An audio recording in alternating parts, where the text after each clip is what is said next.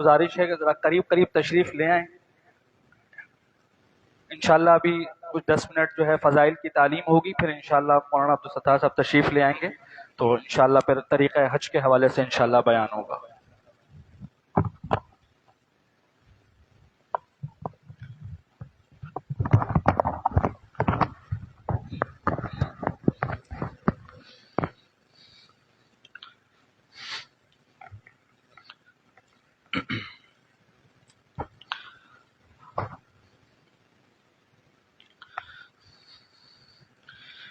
بسم اللہ الرحمن الرحیم. الحج اشہر معلومات.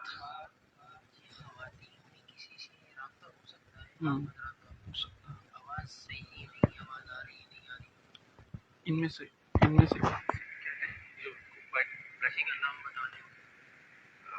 رضی الدین صاحب بیٹھے ہیں باہر، ان سے کہتے ہیں اور وہ کسی سے.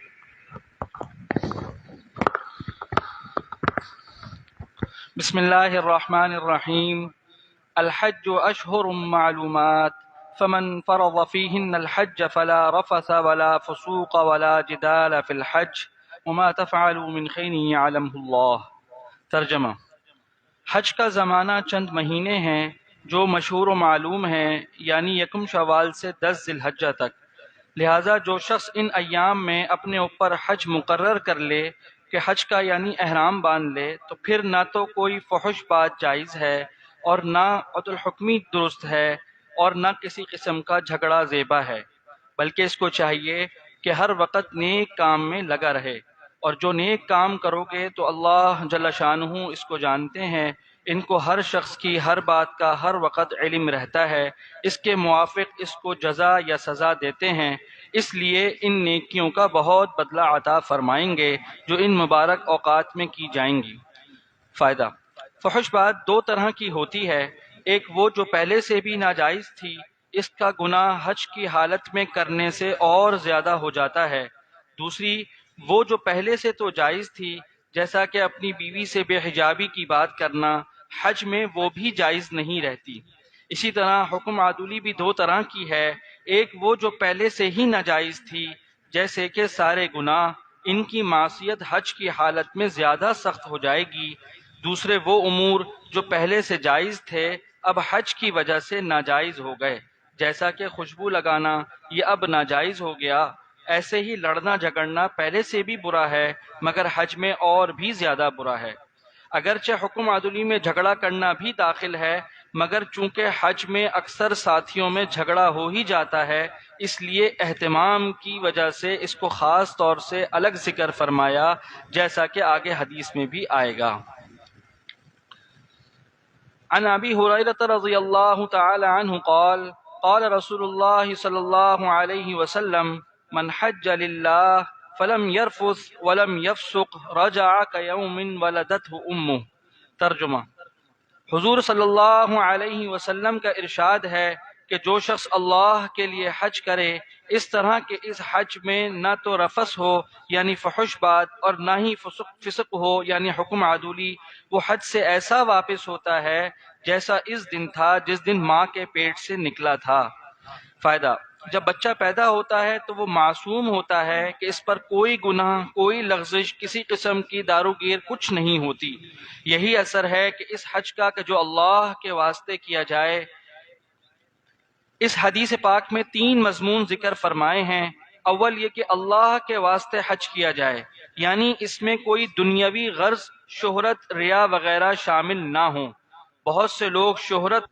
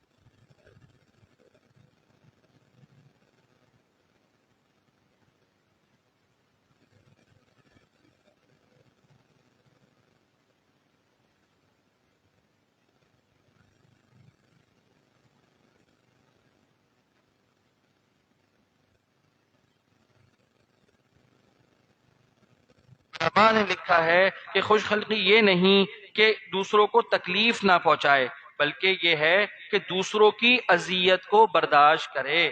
سفر کے معنی لغت میں ظاہر کرنے کے ہیں۔ علماء نے لکھا ہے کہ سفر کو سفر اسی وجہ سے کہا جاتا ہے کہ اس میں آدمی کے اخلاق ظاہر ہوتے ہیں۔ حضرت عمر رضی اللہ تعالی عنہ نے ایک شخص سے دریافت کیا کہ تم فلاں کو جانتے ہو کہ کیسا آدمی ہے؟ انہوں نے عرض کیا کہ جی جانتا ہوں۔ حضرت عمر رضی اللہ تعالی عنہ نے دریافت کیا کہ کیا تم نے کبھی اس کے ساتھ سفر کیا ہے؟ انہوں نے عرض کیا کہ سفر تو نہیں کیا۔ حضرت عمر رضی اللہ تعالی عنہ نے فرمایا کہ پھر تم اس کو نہیں جانتے۔ عن ابی ہریرہ رضی اللہ تعالی عنہ قال قال رسول اللہ صلی اللہ علیہ وسلم الحج المبرور لیس له جزاء الا الجنہ۔ ترجمہ: حضور اقدس صلی اللہ علیہ وسلم کا ارشاد ہے کہ نیکی والے حج کا بدلہ جنت کے سوا کچھ نہیں۔ بعض علماء نے کہا ہے کہ نیکی والے حج کا مطلب یہ ہے کہ اس میں کسی قسم کی معصیت نہ ہو۔ اسی واسطے اکثر حضرات اس کا ترجمہ حج مقبول سے کرتے ہیں کہ جب آداب و شرائط کی رعایت ہوگی، کوئی لغزش اس میں نہ ہوگی تو وہ حج انشاءاللہ مقبول ہی ہوگا۔ حضرت جابر رضی اللہ تعالی عنہ کی حدیث میں ہے کہ حج کی نیکی لوگوں کو کھانا کھلانا اور نرم گفتگو کرنا ہے۔ دوسری حدیث میں ہے کہ حج کی نیکی کھانا کھلانا اور لوگوں کو کثرت سے سلام کرنا ہے۔ ایک حدیث میں ہے کہ جب حضور صلی اللہ علیہ وسلم نے ارشاد فرمایا کہ نیکی والے حج کا بدلہ جنت کے سوا کچھ نہیں، تو صحابہ رضی اللہ تعالی عنہم نے دریافت کیا کہ حضور صلی اللہ علیہ وسلم نیکی والا حج کیا ہے؟ تو حضور نے فرمایا کہ کھانا کھلانا اور سلام کثرت سے کرنا۔ عن عائشہ رضی اللہ تعالی قال عن عائشة رضي الله تعالى عنها أن رسول الله صلى الله عليه وسلم قال ما من يوم أكثر من أن يعتق الله فيه عبدا من النار من يوم عرفة وإنه ليدنو ثم يباهي به من الملائكة فيقول ما أراد هؤلاء۔ ترجمہ: حضور اقدس صلی اللہ علیہ وسلم کا ارشاد ہے کہ کوئی دن ایسا نہیں کہ جس میں اللہ تعالیٰ کے عرفہ کے دن سے زائد بندوں کو جہنم سے نجات دیتے ہوں، یعنی جتنی کثیر مقدار کو عرفہ کے دن خلاصی ہوتی ہے، اتنی کثیر تعداد کسی اور دن کی نہیں ہوتی۔ حق تعالی شانہ دنیا کے قریب ہوتے ہیں اور پھر فخر کے طور پر فرماتے ہیں کہ یہ بندے کیا چاہتے ہیں۔ اللہ ایک اور حدیث میں آیا ہے کہ حق تعالی شانہ فرماتے ہیں کہ یہ میرے بندے بکھرے ہوئے بالوں والے میرے پاس آئے ہیں، میری رحمت کے امیدوار ہیں۔ اس کے بعد بندوں سے خطاب فرماتے ہیں کہ اگر تمہارے گناہ ریت کے ذروں کے برابر ہوں اور آسمان کی بارش کے قطروں کے برابر ہوں اور تمام دنیا کے درختوں کے برابر ہوں، تب بھی بخش دیے جاؤ گے، بخشے بخشائے اپنے گھر چلے جاؤ۔ ایک اور حدیث میں آیا ہے کہ اللہ جل شانہ فخر کے طور پر فرشتوں سے فرماتے ہیں کہ دیکھو میں نے ان بندوں کی طرف اپنا رسول بھیجا، یہ اس پر ایمان لائے، میں نے ان پر کتاب نازل کی، یہ اس پر ایمان لائے، تم گواہ رہو میں نے ان کے سارے گناہ معاف کر دیے۔ غرض بہت کثرت سے روایات میں یہ مضمون وارد ہوا ہے۔ انہی جیسی احادیث کی بنا پر بعض علماء نے لکھا ہے کہ بعض علماء نے کہا ہے کہ حج کی معافی صغیرہ گناہوں کے ساتھ مخصوص نہیں، کبیرہ گناہ بھی اس سے معاف ہو جاتے ہیں۔ وہ با اختیار بادشاہ ہے، اس کی نافرمانیوں کا نام گناہ ہے، وہ کسی آدمی کو یا کسی جماعت کو اپنے فضل سے بالکل ہی معاف کر دے تو نہ تو اس کے لطف و کرم سے بعید ہے، نہ دوسرے کا اس میں کوئی اجارہ ہے۔ شفا قاضی عیاض رحمہ اللہ میں ایک قصہ لکھا ہے کہ ایک جماعت سعدون خولانی رحمہ اللہ کے پاس آئی اور ان سے یہ قصہ بیان کیا کہ قبیلہ کتامہ کے لوگوں نے ایک آدمی قتل کیا ہے اور اس کو آگ میں جلانا چاہا۔ رات بھر اس پر آگ جلاتے رہے مگر آگ نے اس پر ذرا بھی اثر نہ کیا، بدن ویسا ہی سفید رہا۔ سعدون رحمہ اللہ نے فرمایا کہ شاید اس شہید نے 3 حج کیے ہوں گے۔ لوگوں نے کہا جی ہاں 3 حج کیے ہیں۔ سعدون نے کہا کہ مجھے یہ حدیث پہنچی ہے کہ جس شخص نے 1 حج کیا اس نے اپنا فریضہ ادا کیا، اور جس نے دوسرا حج کیا اس نے اللہ کو قرض دیا، اور جو 3 حج کرتا ہے اللہ جل شانہ اس کی کھال کو، اس کے بال کو آگ پر حرام کر دیتے ہیں۔ حضور اقدس صلی اللہ علیہ وسلم کا ارشاد ہے کہ غزوہ بدر کا دن تو مستثنا ہے، اس کو چھوڑ کر کوئی دن عرفہ کے دن کے علاوہ ایسا نہیں جس میں شیطان بہت زیادہ ذلیل ہوتا ہو اور پھر راندہ درگاہ ہوتا ہو، بہت حقیر ہوتا ہو، بہت زیادہ غصہ ہوتا ہو۔ یہ سب کچھ اس وجہ سے کہ عرفہ کے دن میں اللہ کی رحمتوں کا کثرت سے نازل ہونا بندوں کے بڑے بڑے گناہوں کو معاف ہوتا دکھتا ہے۔ وہ شیطان کو اس دن جتنا بھی غصہ ہو، جتنا بھی اس پر رنج و ملال کا اثر ہو، جتنا بھی وہ اس پریشان حال ہو، قرین قیاس ہے، کیونکہ اس کی عمر بھر کی محنت کہ بڑی مشقتوں اور محنتوں سے اس نے لوگوں سے گناہ کرائے، وہ آج ایک رحمت کے جھونکے میں سب معاف ہو گئے۔ اس پر اس کو جتنا بھی غصہ اور رنج ہو وہ ظاہر ہے۔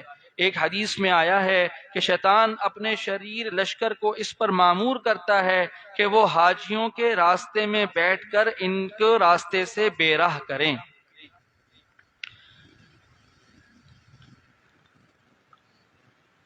ابن شماسہ رضی اللہ تعالیٰ عنہ کہتے ہیں کہ ہم لوگ حضرت عمر بن عاص رضی اللہ تعالیٰ عنہ کے پاس حاضر ہوئے، ان کا آخری وقت تھا، انتقال ہو رہا تھا۔ حضرت عمر رضی اللہ تعالیٰ عنہ اس وقت بہت دیر تک روتے رہے۔ اس کے بعد اپنے اسلام لانے کا قصہ بیان فرمایا، کہنے لگے اللہ جل شانہ نے جب میرے دل میں اسلام لانے کا جذبہ پیدا کر دیا تو میں حضور اقدس صلی اللہ علیہ وسلم کی خدمت میں حاضر ہوا اور عرض کیا کہ بیعت کے لیے ہاتھ دیجئے، میں مسلمان ہوتا ہوں۔ حضور صلی اللہ علیہ وسلم نے اپنے دست مبارک پھیلایا تو میں نے اپنا ہاتھ کھینچ لیا۔ حضور صلی اللہ علیہ وسلم نے فرمایا کہ یہ کیا کیا؟ میں نے عرض کیا کہ حضور میں پہلے ایک شرط کرنا چاہتا ہوں، وہ یہ ہے کہ اللہ جل شانہ میرے پچھلے گناہ معاف کر دے۔ حضور صلی اللہ علیہ وسلم نے فرمایا عمر تجھے یہ بات معلوم نہیں کہ اسلام ان سب گناہوں کو ختم کر دیتا ہے جو کفر کی حالت میں کیے گئے ہوں، اور ہجرت ان سب لغزشوں کو ختم کر دیتی ہے جو ہجرت سے پہلے کیے گئے ہوں، اور حج ان سب گناہوں کا خاتمہ کر دیتا ہے جو حج سے پہلے کیے گئے ہوں۔ اس حدیث شریف میں اس چیز سے قطع نظر کہ گناہ صغیرہ مراد ہیں یا کبیرہ، جیسا کہ سب سے پہلی حدیث میں گزر چکا ہے، یہ امر قابل لحاظ ہے کہ ایک کسی کا حق ہوتا ہے اور اس کا گناہ۔ حج وغیرہ سے گناہ تو معاف ہو جاتے ہیں مگر حقوق معاف نہیں ہوتے۔ مثلا کسی شخص کا مال چرا لیا، اس میں ایک تو وہ مال ہے جو چرایا ہے، دوسرا اس چوری کا گناہ ہے۔ گناہ کے معاف ہونے کا یہ مطلب نہیں کہ جس کا مال چرایا ہے وہ بھی واپس نہ کرنا پڑے، اس کا واپس کرنا تو ضروری ہے، البتہ اس چوری کرنے کا جو گناہ ہوا وہ معاف ہو سکتا ہے۔ ایک حدیث میں آیا ہے کہ حضور اقدس صلی اللہ علیہ وسلم نے عرفہ کی شام کو عرفات کے میدان میں امت کی مغفرت کی دعا مانگی اور بہت الہا و زاری سے دیر تک مانگتے رہے۔ رحمت الہی جوش میں آئی اور اللہ جل شانہ کا ارشاد ہوا کہ میں نے تمہاری دعا قبول کر لی اور جو گناہ بندوں نے میرے کیے ہیں وہ معاف کر دیے، البتہ جو ایک دوسرے پر ظلم کیے ہیں ان کا بدلہ لیا جائے گا۔ حضور صلی اللہ علیہ وسلم نے پھر درخواست کی اور بار بار یہ درخواست کرتے رہے، یا اللہ تو اس پر بھی قادر ہے کہ مظلوم کے ظلم کا بدلہ تو عطا فرما دے اور ظالم کے قصور کو معاف فرما دے۔ مزدلفہ کی صبح کو اللہ جل شانہ نے یہ دعا بھی قبول فرما لی۔ اس وقت حضور صلی اللہ علیہ وسلم نے تبسم فرمایا۔ صحابہ رضی اللہ تعالی عنہم نے عرض کیا کہ آپ نے ایسی حالت میں یعنی الہا و زاری کی تبسم فرمایا، ایسے وقت تبسم کی عادت شریفہ نہیں ہے۔ حضور صلی اللہ علیہ وسلم نے فرمایا کہ جب اللہ جل شانہ نے میری یہ دعا قبول فرمائی اور شیطان کو اس کا پتہ چلا تو وہ وابلے سے چلانے لگا اور مٹی اپنے سر پہ ڈالنے لگا۔ حضور اقدس صلی اللہ علیہ وسلم کا ارشاد ہے کہ جب حاجی لبیک کہتا ہے تو اس کے ساتھ اس کے دائیں اور بائیں جو پتھر، درخت، ڈھیلے وغیرہ ہوتے ہیں وہ بھی لبیک کہتے ہیں، اور اسی طرح سلسلہ کے زمین کے منتہا تک یہ سلسلہ چلتا رہتا ہے۔ متعدد حدیث میں آیا ہے کہ لبیک کہنا حج کا شعار ہے۔ ایک حدیث میں آیا ہے کہ حضرت موسیٰ علیہ السلام جب لبیک کہتے تھے تو حق تعالی شانہ جواب میں فرماتے تھے لبیک یا موسیٰ۔ حاجی کی ایک لبیک ہی نہیں، اس کی ہر چیز میں مستقل اجر و فضیلت ہے۔ ایک حدیث میں آیا ہے کہ حضرت عبداللہ بن عمر رضی اللہ تعالی عنہ فرماتے ہیں کہ میں حضور اقدس صلی اللہ علیہ وسلم کی خدمت میں مینا کی مسجد میں حاضر تھا کہ دو شخص، ایک انصاری اور ایک ثقفی، حاضر خدمت ہوئے اور اس سلام کے بعد عرض کیا کہ حضور ہم کچھ دریافت کرنے آئے ہیں۔ انہوں نے فرمایا تمہارا دل چاہے تو تم دریافت کر لو، اور تم کہو تو میں بتاؤں کہ تم کیا دریافت کرنا چاہتے ہو؟ انہوں نے عرض کیا کہ آپ ہی ارشاد فرما دیں۔ حضور صلی اللہ علیہ وسلم نے فرمایا کہ تم حج کے متعلق دریافت کرنے آئے ہو کہ حج کے ارادے سے گھر سے نکلنے کا کیا ثواب ہے، اور طواف کے بعد 2 رکعات پڑھنے کا کیا فائدہ، اور صفا مروہ کے درمیان دوڑنے کا کیا ثواب ہے، اور عرفات پر ٹھہرنے اور شیطانوں کو کنکریاں مارنے اور قربانی کرنے اور طواف زیارت کرنے کا کیا ثواب ہے؟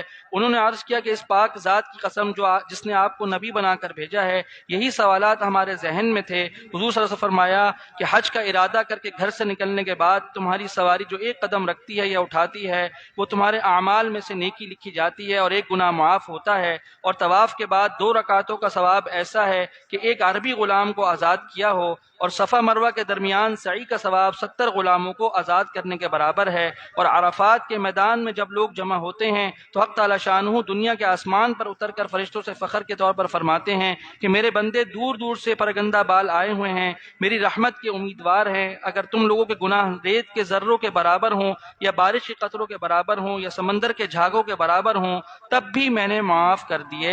میرے بندو جاؤ، بخشے بخشائے چلے جاؤ، تمہارے بھی گناہ معاف ہیں، اور جن کی تم سفارش کرو ان کے بھی گناہ معاف ہیں۔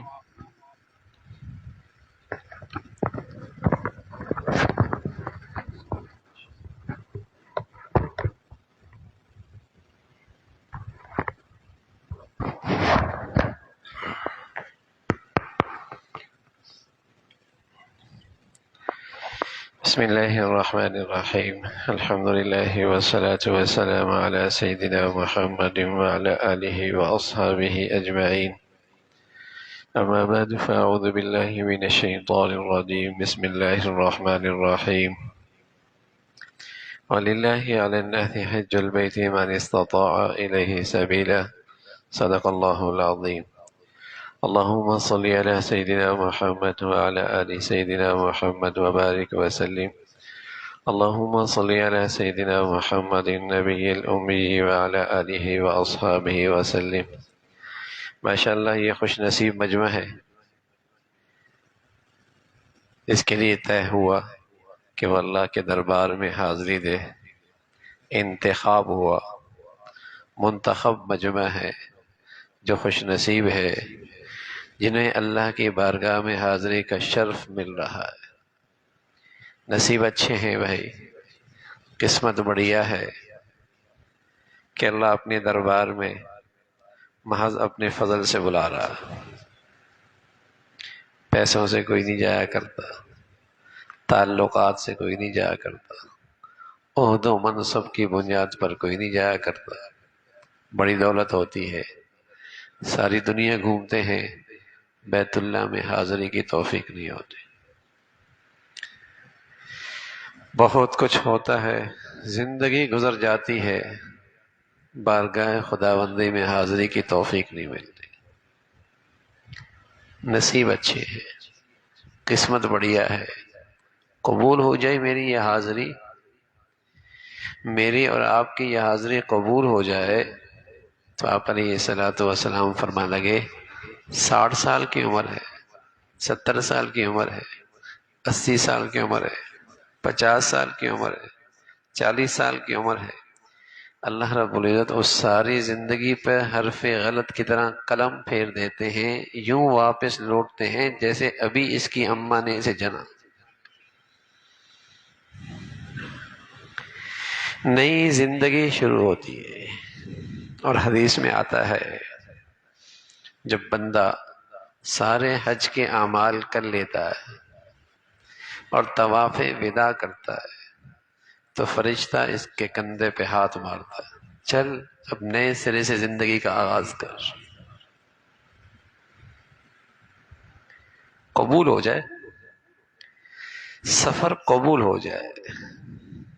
آپ علیہ الصلوۃ والسلام فرمایا کرتے تھے، ایک شخص آیا کہنے لگا یا رسول اللہ اوصنی و اوجز، مجھے نصیحت فرمائے مختصر سی ہو، یاد رہے، معمول بنا سکوں. مختصر سی نصیحت. آپ علیہ الصلوۃ والسلام نے اسے پہلی نصیحت فرمائی اذا كنت في صلاتك فصل صلاة مودع. نماز یوں پڑھو جیسے تمہاری زندگی کی آخری نماز ہو. دن میں 5 مرتبہ آتی ہے. فرمایا یوں پڑھو جیسے زندگی کی آخری نماز ہو. دن میں 5 مرتبہ آتی ہے. حج تو زندگی میں 1 مرتبہ فرض ہے. کسی کو ہر سال بھی نصیب ہو تو سال میں 1 مرتبہ ہے. تو میرے عزیز ہو، پھر بارگاہ خداوندی میں یہ حاضری یوں ہو جائے نا کہ اگر واپس مولا کے پاس لوٹنا ہو تو شرمندگی اور حسرت تو نہ رہنا. کچھ ایسا حج کر لو نا، کچھ ایسا حج ہو جائے نا جیسے کہ پھر زندگی میں نہ ملے. آپ علیہ الصلوۃ والسلام نصیحت فرما رہا ہے نماز یوں پڑھو جیسے تمہاری زندگی کی آخری نماز ہے. حالانکہ ہر 2 گھنٹے کے بعد نماز آتی ہے. حج زندگی میں 1 مرتبہ فرض ہے، سال میں 1 مرتبہ ہوتا ہے. تو کچھ ایسا حج ہو جائے نا کہ پھر حسرت نہ رہے. آپ علیہ الصلوۃ والسلام فرمایا کرتے تھے لوگ حج کرتے ہیں گنتی کے لیے کتنے ہو گئے، شہرت ہو جائے، واہ واہ مل جائے.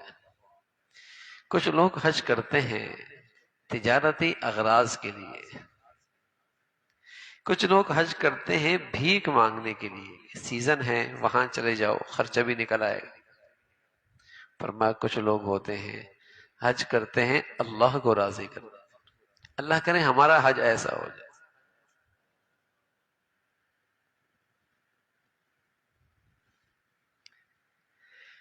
تو یہ رسمن سفر نہیں ہے، یہ کوئی رسمی سفر نہیں ہے. یہ عبادت کوئی رسمی نام، عبادت کسی رسم کا نام نہیں ہے. بڑے نصیب کی بات ہے، بڑے نصیب کی بات ہے. آپ علیہ الصلوۃ والسلام فرمایا کرتے تھے حج مبرور اور قبولیت والا مل جائے جب تک یہ گھر واپس نہ آئے اس سے درخواست کرو، دعا کرتے. اس لیے کہ یہ اللہ کا وہ پیارا ہے کہ جس کے لیے دعا کرے گا اس کی بھی بخشش ہو جائے گی.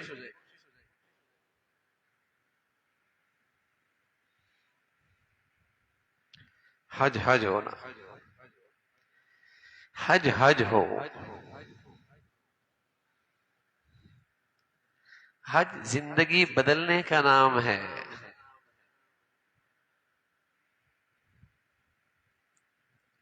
حج میں لوگ ولی اللہ بن جاتے ہیں، ولی بن کے واپس آتے ہیں. کیوں نہ بنے؟ جب اللہ کے نبی نے فرمایا کوئی عرفات گیا، کوئی عرفات گیا، صرف اس شخص کی بخشش نہیں ہوتی جو یہ کہے کہ میری بخشش ہوئی یا نہیں ہوئی، باقی سب کی ہو جاتی.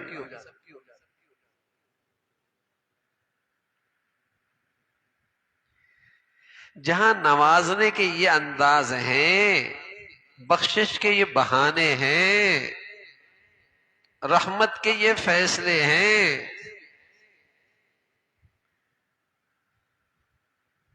ولی بنتا ہے آدمی.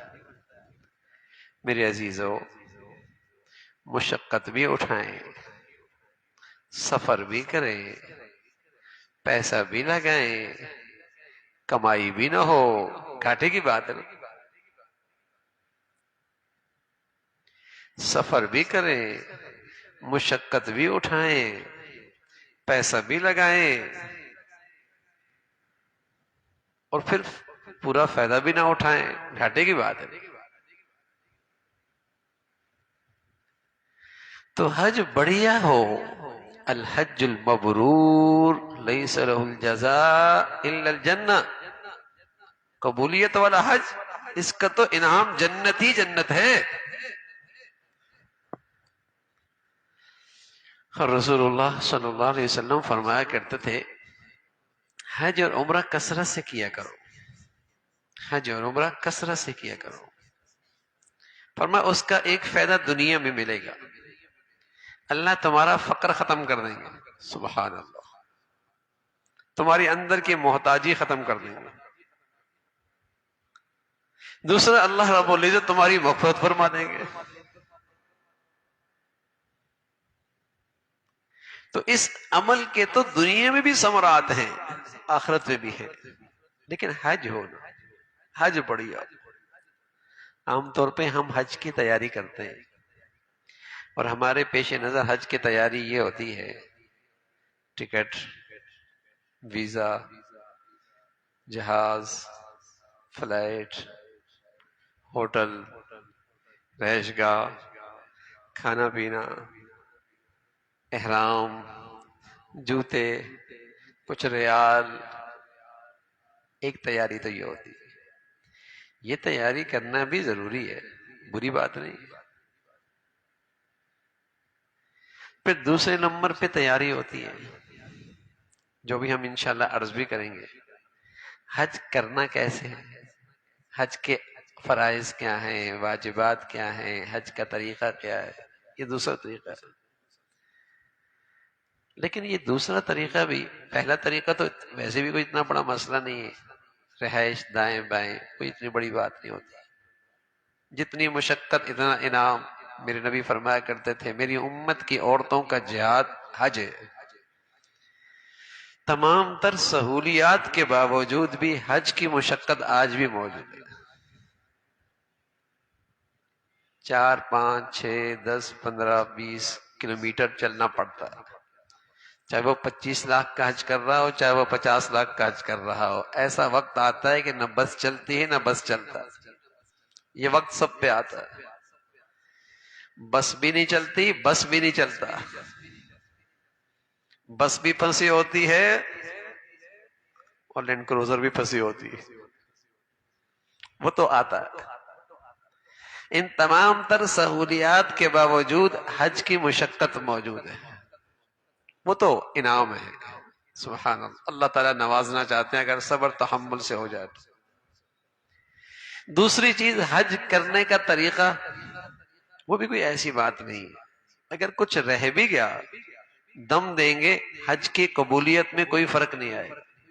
کچھ صدقہ دے دیں گے، حج کی قبولیت میں، حج کی بڑائی میں، حج کی بلندی میں کوئی فرق نہیں آئے گا۔ وہ تو اللہ کی شان ہے، بس اوقات آدمی بھول جاتا ہے، تکلیف بھی اٹھاتا ہے، صدقہ بھی دے دیتا ہے، انعام بھی بڑا پا لیتا ہے۔ اس لیے حج کے کرنے میں کوئی غلطی بھی ہو جائے تو دم آتا ہے، لیکن دم نہیں نکلنا چاہیے۔ کوئی بات نہیں، کوئی بات، دم نہیں نکلنا چاہیے۔ دم ہی آیا نا تو اس سے فرق نہیں پڑتا، وہ بھی کتنی بڑی بات نہیں۔ اوپر آگے پیچھے ہو گیا، صدقہ دے دیتے ہیں، دم دے دیتے ہیں، الحمدللہ حج 100% صحیح ہوتا۔ اس کا ازالہ، اس کی کمی بھی پوری ہو سکتی ہے۔ لیکن میرے عزیزو، حج کی ایک تیسری تیاری ہے، اس کا کوئی ازالہ نہیں۔ وہ کیا؟ حج صحیح نیت سے کیا جائے۔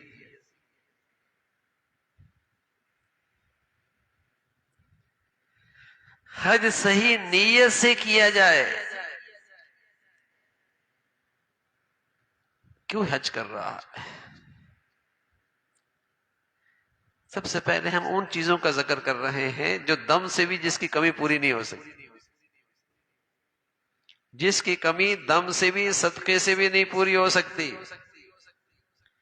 یہ تیاری سب سے اہم ہے، پہلے ہم اس کا تذکرہ کرتے ہیں، پھر حج کا طریقہ بھی بتا دیں گے مختصر سے۔ لیکن جو سب سے اہم ہے، جو دم سے کمی پوری نہیں ہوتی، صدقے سے پوری نہیں ہوتی، جس کا نقصان کسی چیز سے پورا نہیں ہوتا، اس کا اہتمام سب سے زیادہ ضروری ہے۔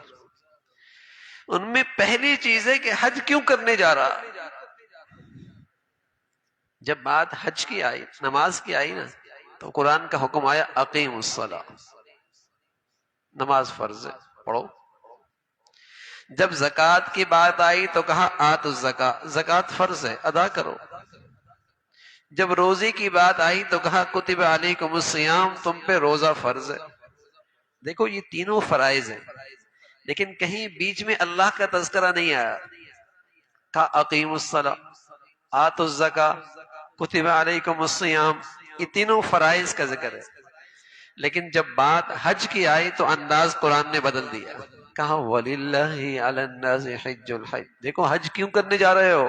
حج کرنا اللہ کو راضی کرنے کے لیے. سب سے پہلے اللہ کا نام آیا. جب حج کی فرضیت کی بات آئی تو اللہ کا تذکرہ سب سے پہلے، کیونکہ یہاں نیتیں ڈاماڈول ہو جاتی. چلو دوست کر رہے ہیں تو کر لیتے، چلو زندگی میں ایک مرتبہ چلے ہی جائے نا، کیا ہوتا ہے. بیوی کہہ رہی ہے چلے جاؤ، شوہر نے کہہ دیا نا چلو چلنا ہی پڑے گا.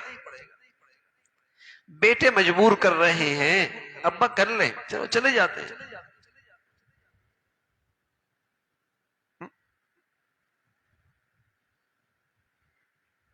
اور ایک کیا ہے، وَلِلَّهِ عَلَيْنَا، حج اللہ کو راضی کرنے کے لیے آ رہا ہوں. حل اللہ سے ملاقات کا نام ہے، ہر اللہ کو راضی کرنے کا نام ہے. اس کے دربار میں جا رہے ہیں، چوکٹ پڑ جائیں گے، چوکٹ پہ لپٹ جائیں گے، اسے راضی کیے بغیر واپس نہیں آئیں گے.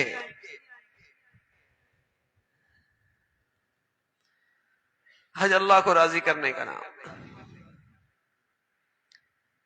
تو نیت ٹھیک ہو، حج کر رہے ہیں اللہ کو راضی کرنے. اگر ہم یہ نیت آج یہاں کر کے چلے گئے پھر کیا ہوگا؟ پھر کیا ہوگا؟ آج سے آپ کی زندگی بدلنا شروع ہو جائے گی. ارے میاں حج اللہ کو راضی کرنے کے لیے جا کر رہا ہوں، پیسہ بھی لگا رہا ہوں، سفر بھی کر رہا ہوں، مشقت بھی کر رہا ہوں.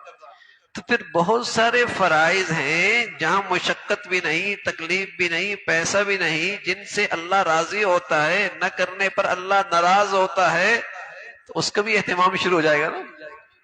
پھر فجر بھی شروع ہو جائے گی، پھر فجر بھی شروع ہو جائے گی، پھر فجر بھی شروع ہو جائے گی.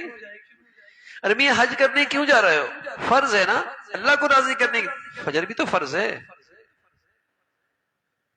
فجر فرض نہیں ہے، صرف جمعہ فرض ہے، فجر بھی تو فرض ہے. اگر واقعی یہ اس نیت میں سچا ہے کہ حج اللہ کو راضی کرنے کے لیے جا رہا ہے، پھر اس کی زندگی آج سے بدلنا شروع ہو جائے گی. پھر اس کی زندگی میں تبدیلی شروع ہو جائے گی. پھر فجر نہیں چھوٹے گی، پھر فجر نہیں چھوٹے گی. ارے میاں اللہ کو راضی کرنے کے لیے یہ فرض ادا کر رہا ہوں، اور اتنی مشقت، اتنا پیسہ بھی لگا رہا ہوں، اور جس پہ کچھ بھی نہیں لگتا، بتائیے پھر اس میں کوتاہی کرے گا؟ پھر اس میں کوتاہی کر سکتا ہے؟ تو حج کی تیاری کیا شروع کی ہے؟ اللہ کو راضی کرنے کے لیے زندگی بدلنا شروع ہو گئی. سبحان اللہ. یہی قبولیت والے سفر کی نشانی ہے، یہی قبولیت والے سفر کی نشانی ہے کہ حج اللہ کو راضی کرنے کے لیے کیا شروع کی ہے، اس نے کیا نیت کی ہے، کیا ارادہ کیا ہے، کیا سفر کی تیاری کی، سب کچھ بدلنا شروع ہو گیا. حج اللہ کو راضی کرنے والا. تو اپنی زندگی کا جائزہ لینا شروع کر دے گا کہ میاں کن چیزوں سے اللہ ناراض ہوتا ہے، میں تو اللہ کو راضی کرنے جا رہا ہوں، اس کو چھوڑنا شروع کر دے. کوئی شک نہیں رحمت کی بارش ہو رہی ہو، رحمت کی بارش ہو رہی ہو، لیکن اگر برتن الٹا پڑا ہوا ہو تو ایک قطرہ بھی نہیں آئے گا. برتن سیدھا ہے، رحمت کی بارش آ رہی ہے، لیکن گندا ہے، تو بارش کے پانی آئے گا تو پانی گدلا ہو جائے گا. تو میرے عزیزو، ہم وہاں جا رہے ہیں جہاں اللہ کی رحمت کی برسات ہے، لیکن دل کا برتن تو سیدھا کر کے جائے نا. اور نہ صرف سیدھا کر کے جائیں، صاف کر کے جائیں. پھر دیکھیے حج کیا دیتا ہے آپ کو، پھر دیکھیے حج کیا دیتا ہے آپ کو. قصور وہاں کے حج کی جگہوں کا نہیں ہے، قصور اس کا ہے کہ یہ حج کرنے گیا اور دل کا برتن سیدھا کر کے نہیں گیا، تو جیسے گیا ویسے واپس لوٹا.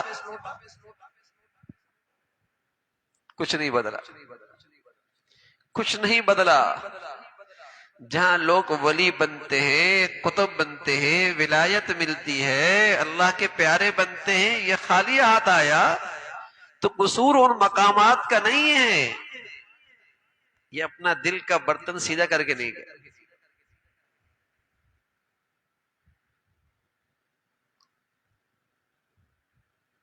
میرے عزیزو، سفر یوں کیجئے، پھر موقع نہ ملے تو حسرت نہ رہے۔ حج کی کچھ ایسی تیاری کر کے جائیے کہ پھر موقع نہ ملے تو حسرت نہ رہے۔ پھر کس نے دیکھا ہے بھائی؟ پھر کس نے دیکھا ہے؟ سال کے بعد حج آتا ہے، اور یہ اللہ تعالیٰ موقع دے رہے ہیں، اور اگر ہم چاہیں تو ایسا حج کر سکتے ہیں کہ ایسا جیسے ابھی اماں کے پیٹ سے نکلا، 40 سال کی زندگی صاف، 70 سال کی زندگی صاف، 60 سال کی زندگی صاف۔ سچے نبی نے سچی بات فرمائی ہے، اگر ہم چاہیں تو ایسا حج کر سکتے ہیں، مرد بھی کر سکتا ہے، عورت بھی کر سکتی ہے۔ حج بڑھیا کرے، دل کا برتن سیدھا کیجئے اور طے کیجئے کہ اللہ کو راضی کرنا ہے، تو نیت ٹھیک ہو۔ دوسری چیز، پہلے عام رواج تھا، جب کوئی آدمی حج پہ چلتا تھا تو سب سے ملنے جلنے والوں سے، جس کے اس کے معاملات ہوتے تھے، جس کے ساتھ یہ زندگی گزار رہا ہوتا تھا، اس سے معافی تلافی کر کے جایا کرتا تھا کہ بھئی میں اللہ کو راضی کرنے جا رہا ہوں، مجھے معاف کر دینا، اونچ نیچ ہو گئی ہوگی، تمہارے حقوق میں کچھ کمی کوتاہی رہ گئی ہوگی، میں آپ سے معافی چاہتا ہوں۔ اب تو آسان ہے، آدمی میسج بھی ڈال سکتا ہے، میسج بنا کر بھی اپنے دوستوں کی طرف، اپنے ملنے جلنے والوں کی طرف، اپنی بیٹی بہنا بیوی سب کی طرف بھیج سکتا ہے، اپنے رشتہ داروں کی طرف بھیج سکتا ہے۔ بھئی رہے ہیں، زندگی گزری ہے، اوپر نیچے ہو گیا ہوگا، لیکن میں اللہ کے دربار میں جا رہا ہوں، معافی تلافی، مجھے معاف کر دینا، کچھ کمی کوتاہی رہ گئی تو معاف کر دینا۔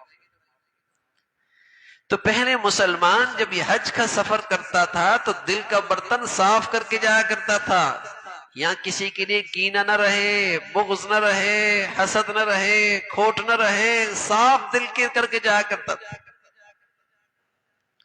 کسی کا حق دینا ہے، کسی کا لین دین کا مسئلہ ہے، کسی کی وراثت کا مسئلہ ہے، کسی کا معاملات خرابی ہے، ارے میاں میں تو اللہ کو راضی کرنے جا رہا ہوں، کس منہ سے جاؤں گا؟ معاف کر دینا میاں۔ اور جس کا جو حق دینا ہے دے کے جا رہا ہے، اور جس کے بارے میں یاد نہیں، میسج کر لیا خاندان میں، معافی تلافی۔ اب وہ معاف کرے نہ کرے، لیکن آپ نے اپنے دل سے اس سے معافی چاہی، آپ کا دل صاف ہو جائے گا۔ حسد نہ رہے بھائی، کینہ نہ رہے، یہاں بغض نہ رہے، کھوٹ نہ رہے۔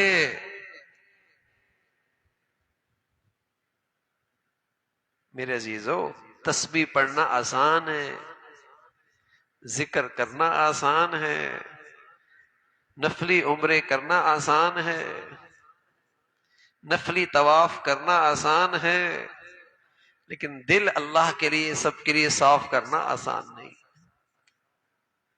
اور میں عرض کر رہا ہوں، یہ وہ حج کی کمزوری ہے جو کسی دم سے بھی پوری نہیں ہوگی، کسی صدقے سے بھی پوری نہیں ہوگی، یہ حج کی تیاری ہے، اور یہ پہلے نمبر پر ہے۔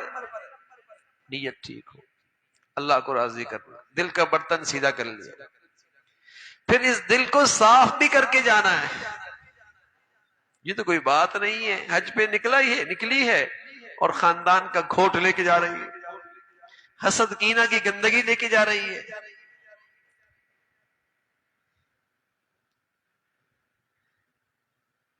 دل میں نفرت لے کے جا رہی ہے، یہ تو برتن اس قابل نہیں ہے بھائی کہ چمک جائے، اسے تو صاف کرنا ہوگا۔ یہ حج کی تیاری ہے، ہم سمجھتے نا حج کی تیاری ہے 2 احرام لے لینا، بھائی احتیاطاً 3 لے لینا، کچھ اچھے سے خاصے ریال بھی رکھ لینا، ٹھیک ہے وہ بھی ضروریات ہیں، لیکن اصل حج کی تیاری تو یہ ہے نا بھائی کہ دل کیسا لے کے جا رہے ہو، دل کیسا لے کے جا رہے ہو۔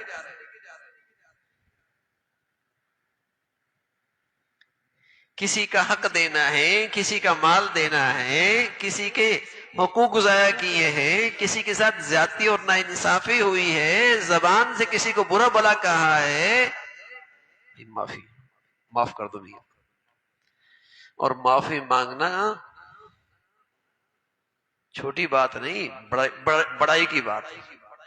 اس سے شان چھوٹی نہیں ہوتی، جو اللہ کے لیے معافی مانگتا ہے اس کی شان بلند ہوتی۔ من تواضع للہ رفعہ اللہ، جو اللہ کی خاطر جھکتا ہے اللہ اسے اور عزت عطا فرماتا ہے۔ جو اللہ کریم کی خاطر جھکتا ہے اللہ اسے اور عزت عطا فرماتے ہیں۔ معافی مانگنے سے ناک نہیں کٹتی، سر بلند ہوتا ہے، عزت بڑھتی، شان بلند ہوتی۔ تو معافی تلافی کر کے جانا چاہیے، معاملات صاف کرنے چاہیے، کسی کا حق نہ رہے، مرد حضرات بھی عورتیں حضرات بھی۔ بس اوقات عورتیں بیچاری چھوٹی چھوٹی بات دل پہ لے کے چلی جاتی ہیں۔ اب تو گھروں کا حال بھی عجیب ہے، ساس بہو ہے، نند ہے، اپنے ہیں بیگانے ہیں، ایک عجیب دلوں کی خرابی ہے، دلوں کی خرابی۔ سفر بڑھیا ہے، سفر بڑھیا ہے، نصیب جاگے ہیں، قسمت بڑھیا ہے، زندگی میں ایک مرتبہ موقع ملتا ہے، بس اوقات سال میں ایک مرتبہ موقع ملتا ہے، تو میرے عزیزو اس سفر کو ضائع نہیں کرنا، اس سفر کو بے قیمت نہیں ہونے دینا۔ حج بڑھیا کرنا ہے، اس حج میں اللہ کریم سے اپنے لیے فیصلے کرانے ہیں، حج میں اللہ تعالیٰ کو منا کے آنا ہے، حج بڑھیا کرنا ہے۔ تو حج اللہ کو راضی کرنے کے لیے ہے بھائی، حج اللہ تعالیٰ کو راضی کرنے کے لیے ہے، دل کا برتن صاف کر کے جانا ہے، یہ حج کی تیاری۔ اور حج کے بارے میں فرمایا، حج وہ فلا رفث ولا فسوق ولا جدال فی الحج، حجیو حج میں گناہ نہ ہو، شہوت کی باتیں نہ ہو، حج میں جھگڑنا نہ ہو، جھگڑنا بھی تو گناہ کی بات ہے، لیکن جھگڑنا اس کا الگ عنوان دے دیا، گناہ بھی نہ کرنا اور جھگڑنا بھی نہیں، اللہ کے گناہ میں جھگڑا بھی آ گیا، لیکن قرآن نے اس کو الگ عنوان کے ساتھ ذکر کر دیا۔ کیوں بھائی ایسا ہوتا ہے؟ یہاں اس کے دسترخوان پہ کئی لوگ کھانے کھا رہے ہوتے ہیں، وہاں ٹیکسی والے سے 1 ریال پہ جھگڑ رہا ہوتا ہے،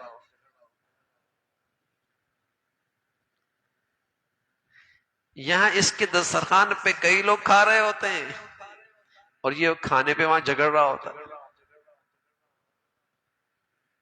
ولا جدال فی الحج، حج میں جھگڑنا نہیں، حج بڑھیا، حج اس کا بڑھیا جس کے حج میں اخلاق بڑھیا، حج اس کا بڑھیا جس کا حج میں اخلاق بڑھیا، قدم قدم پہ صبر کا امتحان ہے، تحمل کا امتحان ہے، برداشت کا امتحان ہے، قدم قدم پہ حج کے سفر میں اخلاق کا امتحان ہے۔ رسول اللہ صلی اللہ علیہ وسلم فرمایا کرتے تھے، اکمل المؤمنین احسنکم خلقا، اس کا ایمان بڑھیا جس کے اخلاق بڑھیا، تو حج بھی اخلاق سے بڑھیا ہوتا ہے، زبان قابو میں رکھنی پڑتی، جذبات قابو میں رکھنے پڑتے ہیں، جذبات قابو میں رکھنے پڑتے ہیں، زبان قابو میں رکھنے پڑتی ہے، برداشت تحمل کرنا پڑتا ہے۔ حج ہے، ولا جدال فی الحج، حج میں جھگڑنا نہیں۔ کوئی بات ہے نا کہ حج میں جھگڑے ہوتے، تبھی تو اللہ نے قرآن میں ان الفاظ کو ذکر کر دیا بھائی، ورنہ کسی اور چیز کا بھی تذکرہ کر سکتے تھے۔ یہ تو نہیں کہا کہ حج میں نماز نہ چھوڑنا، یہ تو نہیں کہا، اس لیے کہ آدمی کتنے ہی نماز میں کمزور ہو، مسجد نبوی میں اذان سے پہلے پہنچ جاتا ہے، مسجد نبوی میں اذان سے، کتنا بھی نماز میں کمزور ہو مسجد نبوی میں اذان سے پہلے پہنچ جاتا ہے۔ لیکن کوئی آدمی اپنے غصہ بے قابو ہو، وہ مینا میں اس کا غصہ قابو میں رہے، یہ مشکل کام ہے۔ عرفات میں اس کا غصہ قابو میں رہے، یہ مشکل کام ہے۔ مزدلفہ میں غصہ قابو میں رہے، یہ مشکل کام ہے۔ اور شیطان کو کم کر یا مارنے کے بعد شیطان اپنی پوری بدلہ لیتا ہے، اور پھر آدمی کا تحمل اور برداشت مشکل کام ہوتا ہے۔ اس لیے یہ نہیں کہا کہ نماز نہ چھوڑنا، فرمایا جھگڑا نہ کرنا، اور حاجی وہاں جھگڑتا ہی بیچارہ، صبر نہیں کرنا، چھوٹی چھوٹی باتوں کو لے کے بیٹھ کے غیبت کر رہا ہوتا ہے، اور مینا میں بھی کر رہا ہوتا ہے، عرفات میں بھی کر رہا ہوتا ہے، حرم میں بھی کر رہا ہوتا ہے، حرم کی مقدس سرزمین پہ، اور دوسروں کی غیبت کر رہا ہوتا ہے۔ غیبت کس کا نام ہے؟ کہ اگر کسی مسلمان کے سامنے بات کی جائے تو اسے ناگوار گزرے، اور یہ اس کے پیٹھ کے پیچھے کر رہا ہے، اسی کا نام غیبت ہے۔ اگر اس کے اندر وہ برائی موجود نہیں تو وہ بہتان ہے، برائی موجود ہے لیکن اس کے سامنے کروں گا تو برا لگے گا، پیچھے کر رہا ہے، غیبت ہے۔ برائی موجود ہی نہیں ہے تو پھر تو بہتان ہے۔ لیکن آج چونکہ ہماری محفلوں کی غذا غیبت ہے نا، چونکہ ہماری مجلسوں کی غذا حرام غذا، حرام غذا اور بدترین حرام غیبت، اپنے مسلمان بھائی کا گوشت نوچنا، اور وہ بھی مردار۔ آج مسلمان عبادات کرتا ہے لیکن اللہ معاف فرمائے یہ اپنی عبادات بچاتا کوئی نہیں ہے۔ ادھر عبادت کی، ادھر گناہ کیا اور ضائع کر دیا، ادھر عبادت کی، ادھر گناہ کیا اور ضائع کر دیا۔ یہ بیچارہ مشقت اٹھاتا ہے، حج کے سارے ارکان فرائض واجبات پورے کرتا ہے، اور واپس خالی ہاتھ آتا ہے، اس لیے کہ گناہ سے بچنے کی عادت ختم ہو گئی۔ نہ آنکھوں کی حفاظت، نہ زبان کی حفاظت، نہ کان کی حفاظت، ڈھیر ساری نیکیاں کی اور ضائع کر کے آ گئے۔ اخلاق بڑھیا، حج بڑھیا، تقوی بڑھیا، حج بڑھیا۔ بہترین اس سفر کا توشہ ہے پرہیزگاری، اس سفر کا بہترین توشہ ہے پرہیزگاری، گناہوں سے پرہیز۔ فرمایا اس شخص کا حج بہت بڑھیا ہے جو سلام کثرت سے کرے، جو لبیک کثرت سے پڑھے، جو لوگوں کو کھانا کھلائے، اس کا حج بڑھیا۔ یہ اخلاقیات ہے، یہ اخلاقیات ہے۔ سلام کثرت سے کرے، لبیک کثرت سے پڑھے، کھانا ساتھیوں کھلائے، اکرام، ایثار، احسان، یہ حج بڑھیا۔ یعنی کیا ہی اچھا ہو کہ سفر کیا کیا حج کا، زندگی بھر یاد رہا۔ ہاں بھائی کوئی ساتھ گیا تھا، کوئی ساتھ کمرے میں رہا تھا، کسی کا بستر میرے ساتھ مینا میں تھا، ہاں بھائی عرفات میں کوئی ساتھ تھا، اس کے اخلاق زندگی بھر یاد رہے، مزہ ہے نا۔ اور ایک یہ کہ آدمی سفر میں کرے پھر منہ دکھانے کے قابل ہی نہ رہے۔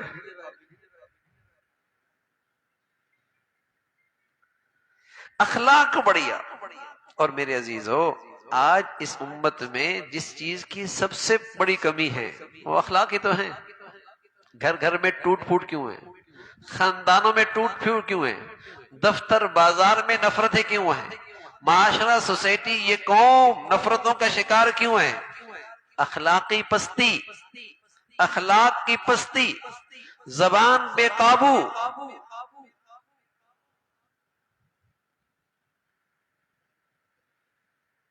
اخلاق اچھے ہوں۔ اور کتنی دکھ کی بات ہے، اخلاق والی نبی کی امت اخلاق سے آ رہی، اخلاق والی نبی کی امت اخلاق سے آ رہی۔ حج بڑھیا اخلاق سے، حج بڑھیا تقوی سے، حج بڑھیا۔ میرے عزیزوں میں عرض کر رہا ہوں، نیت ٹھیک کر لیں، دل کا برتن صاف کر لیں، کینہ بغض حسد سب کے لیے اپنا دل صاف کر لیں، اخلاق اچھے لے کے جائیں، تقوی گناہوں سے پرہیزگاری ساتھ لے کے جائیں۔ یہ وہ چیزیں ہیں، اگر ان میں کمی رہ گئی تو یہ کمی کسی دم سے، کسی صدقے سے پوری نہیں ہوگی۔ یہ حج کی سب سے اہم تیاری ہے۔ نیت اچھی لے کے جائیں، اللہ کو راضی کرنا، دل کا برتن صاف کر کے جائیں، سب کو معاف کر کے جائیں، سب سے معافی تلافی کر کے جائیں، تقوی لے کے جائیں، پرہیزگاری کہ اس سفر میں میں نے پرہیزگار بننا ہے، میرے اعضاء اور جوارح سے گناہ نہیں ہوں گے۔ آپ احرام باندھتے ہیں نا، احرام سے پہلے غسل بھی کرتے ہیں اور پھر سفید احرام باندھ لیتے ہیں، جسم بھی صاف اور اوپر احرام بھی صاف، تو تیسری چیز بھی صاف کر کے جائیں، میرا دل بھی صاف، تاکہ احرام پورا ہو جائے نا، تاکہ احرام پورا ہو جائے۔ اب کوشش ہوتی ہے جسم بھی گندا، کپڑے گندے نہ ہوں، کوئی ناپاک چیز نہ لگ جائے، ہاں، جسم پر کوئی ناپاک چیز نہ لگے، احرام پر کوئی ناپاک چیز نہ لگے، تو پھر ایسا ہی بھائی میرے دل پر بھی کسی گناہ کی ناپاکی نہ آئے، کسی گناہ کی نجاست نہ آئے، تاکہ احرام صحیح رہے، تاکہ احرام صحیح رہے۔ دل میں ظلمت موجود ہے، اوپر غسل بھی کر لیا، اوپر سے احرام بھی صاف پہن لیا، تو احرام تو صحیح نہیں ہوا نا۔ لوگ تو کہیں گے احرام پہن لیا،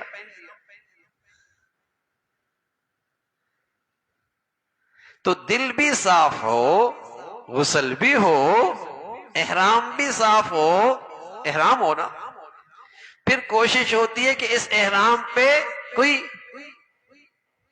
نجاست نہ لگے، کپڑوں پہ نجاست نہ لگے، جسم پہ نجاست نہ لگے، تو میرے عزیزو میرے دل پر بھی کسی گناہ کی نجاست نہ آئے نا بھائی۔ جو آنکھ کے راستے سے آتی ہے، کان کے راستے سے آتی ہے، زبان کے راستے سے آتی ہے، میرے دل پر بھی تو گناہ کی نجاست نہ آئے نا، احرام صحیح ہو۔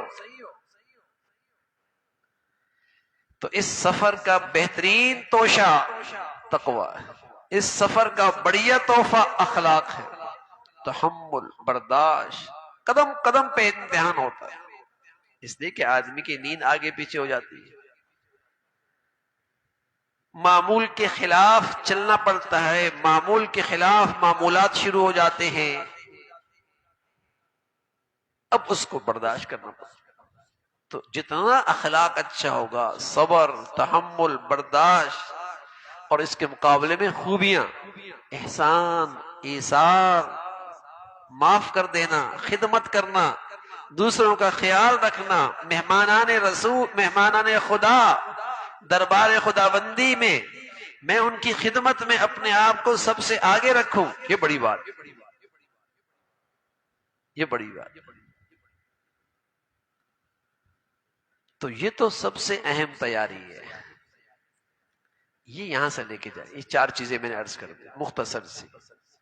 باقی حج کیسے کرنا ہے انشاءاللہ سب کر رہے ہوں گے تو ہم بھی کر لیں گے، کچھ باتیں عرض کر دیتا ہوں انشاءاللہ، ورنہ حج جب ساتھ ہوتے ہیں تو الحمدللہ سب کر رہے ہوتے ہیں تو ہمارے لیے بھی آسان ہو جاتا ہے، اور پھر وہاں موقع موقع پہ علماء بھی آپ کے ساتھ ہوں گے، رہنمائی بھی ہوتی رہے گی۔ اور میں نے عرض کیا کہ ان اعمال میں حج کے کرنے میں آگے پیچھے ہو بھی گیا تو گھبرانے کی بات نہیں ہے، صدقہ دیں گے، دم دیں گے، پورا حج ہوگا، کوئی کمی نہیں ہوگی۔ لیکن پھر بھی اس کا ایک مختصر سا خاکہ عرض کر دیتے ہیں کہ ظاہر ہے آپ حضرات ماشاءاللہ حج کرنے جا رہے ہیں، اور حج افراد بھی ہوتا ہے جس میں صرف حج کرتے ہیں، عمرہ نہیں کرتے، اور دوسری صورت ہوتی ہے کہ حج قران بھی ہوتا ہے کہ ایک ہی احرام میں آدمی عمرہ بھی کرتا ہے اور حج بھی کرتا ہے، احرام اتارتا نہیں، مسلسل احرام کی پابندیوں میں رہتا ہے، حج قران ہوتا ہے، وہ بھی ذرا مشکل ہوتا ہے۔ تیسرا حج جو عام طور پہ پاکستان سے لوگ جاتے ہیں اور جلدی جاتے ہیں تو وہ حج کرتے ہیں، وہ ہوتا ہے حج تمتع، کہ ایک سفر میں عمرہ اور حج تو کرتے ہیں لیکن عمرے کا الگ احرام باندھتے ہیں، حج کا الگ احرام باندھتے ہیں۔ ایک سفر میں عمرہ اور حج تو کرتے ہیں لیکن عمرے کا الگ احرام باندھتے ہیں اور حج کا الگ احرام باندھتے ہیں، تو اسے کہتے ہیں حج تمتع۔ یعنی یہاں سے سب سے پہلے گئے تو اس نے عمرے کا احرام باندھا،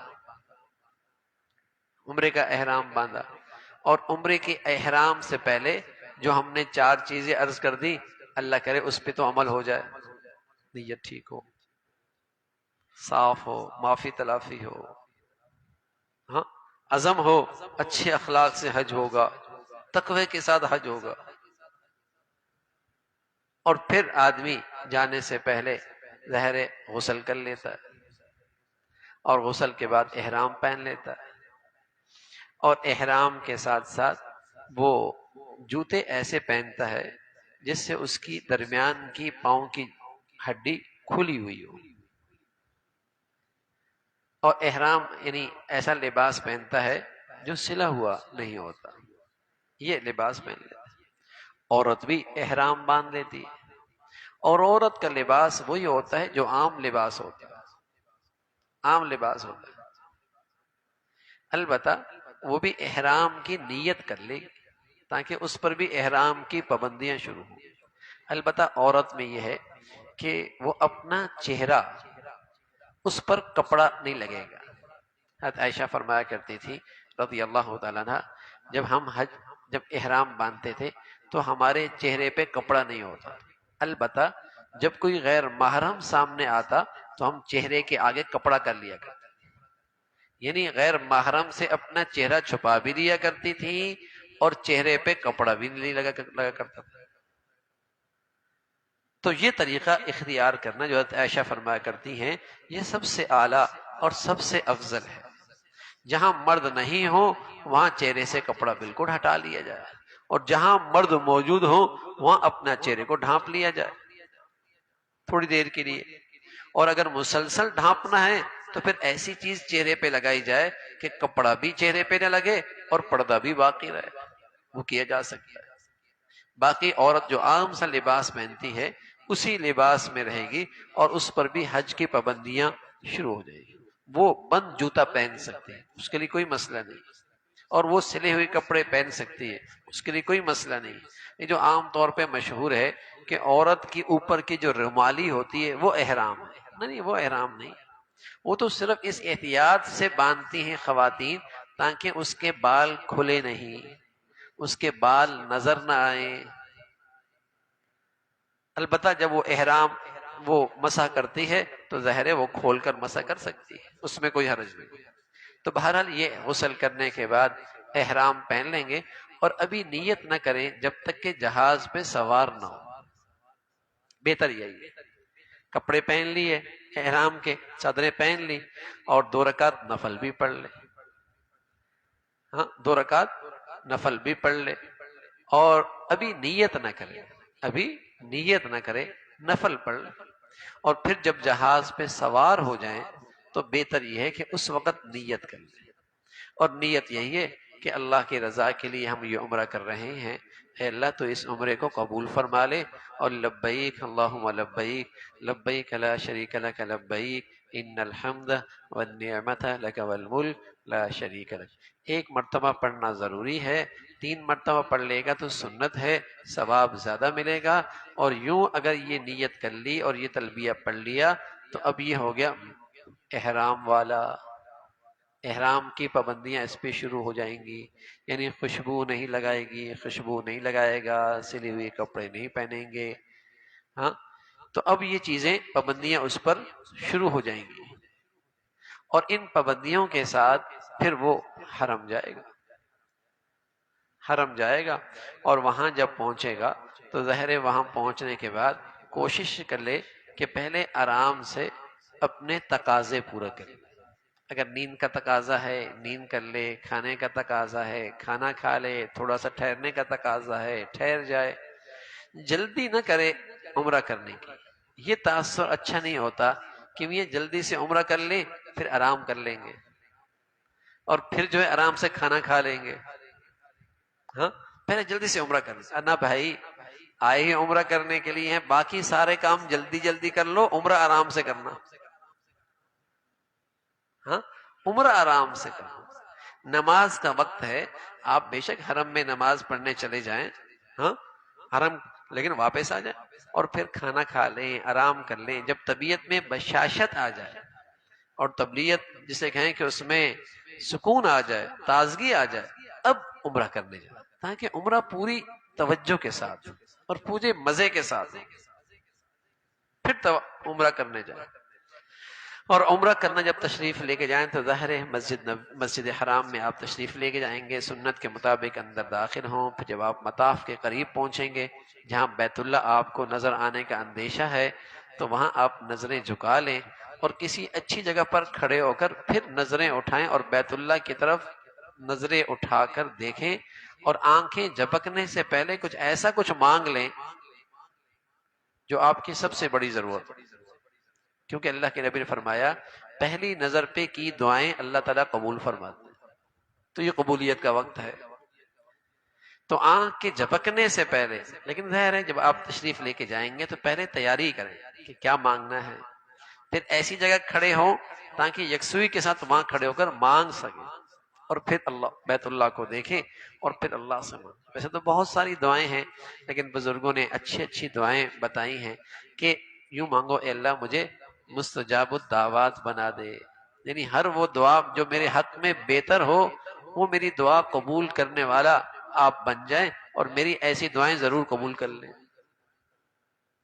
اور دوسرا پھر آدمی ایک جامع دعا جو اللہ کے نبی نے فرمائی، اللہ مجھے عافیت کی زندگی نصیب فرما اور مغفرت کی زندگی نصیب فرما۔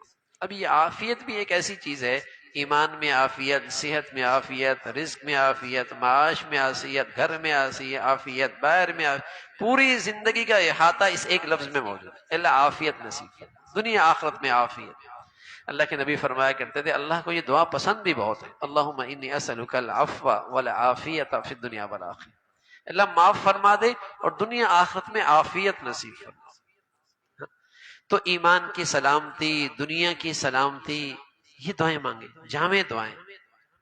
تو بہرحال وہ وقت قبولیت کا ہے، اور اللہ کرے وہ وقت قبولیت کا ہمیں نصیب ہو، اور اس میں آپ یہ بھی دعائیں کر سکتے ہیں کہ اللہ اس سفر میں جتنی میں دعائیں مانگوں خیر کی اور اپنے حق میں جو بہتر ہوں ان سب کو قبول فرما۔ تو بہرحال دعا کی قبولیت کے بعد وہاں سے جب آپ مطاف تشریف لائیں گے، اور مطاف آنے کے وقت آپ اس لکیر پہ کھڑے ہوں گے جو لکیر آپ کو حجر اسود کے بالکل سامنے ہو، اس لکیر سے پہلے آپ تھوڑی سی تیاری کر لیں۔ تیاری یہ کر لیں کہ آپ اپنا دایاں کندھا خالی کر لیں، عورتیں نہیں مرد، دایاں کندھا خالی کر لیں، اور اس چادر کو کندھے سے نیچے سے نکال کر بائیں کندھے پہ ڈال دیں تو آپ کا دایاں کندھا خالی ہو جائے، اور وہاں کھڑے ہو کر آپ نیت کر لیں، اس لکیر سے تھوڑا پہلے کھڑے ہو کر آپ نیت کر لیں۔ نیت یہ کر لیں کہ میں عمرے کا طواف کرنے لگا ہوں، اللہ تو اسے قبول فرمائے، اور بسم اللہ اللہ اکبر وللہ الحمد کہہ کر آپ اس لکیر پہ آ جائیں، ٹھیک ہے، اس لکیر پہ آ جائیں، اور پھر آپ سامنے حجر اسود سامنے ہے، وہاں قریب تو نہیں پہنچ سکتے، وہاں دور سے استعلام کر لیں، بسم اللہ اللہ اکبر لا الہ الا اللہ واللہ اکبر وللہ الحمد، یوں کر کے استعلام کر لیں گے، اور یوں پھر آپ دائیں طرف چل پڑیں گے. لیکن آپ کے پہلے 3 چکر ایسے ہوں گے جس میں آپ تھوڑے سے پہلوانوں کی طرح چلیں گے، پہلوانوں کی طرح چلیں گے پہلے 3 چکر. اور ہر چکر میں جب آپ کا چکر پورا ہوگا حجر اسود پر آپ استلام کریں گے. تو یہ 3 چکر جب آپ کے اس طریقے سے پورے ہو جائیں گے تو بقیہ 4 چکر آپ نارمل طریقے سے اپنے پورے کر لیں گے. اور ہر چکر پہ جب آپ حجر اسود کے سامنے آئیں گے تو استلام کریں گے.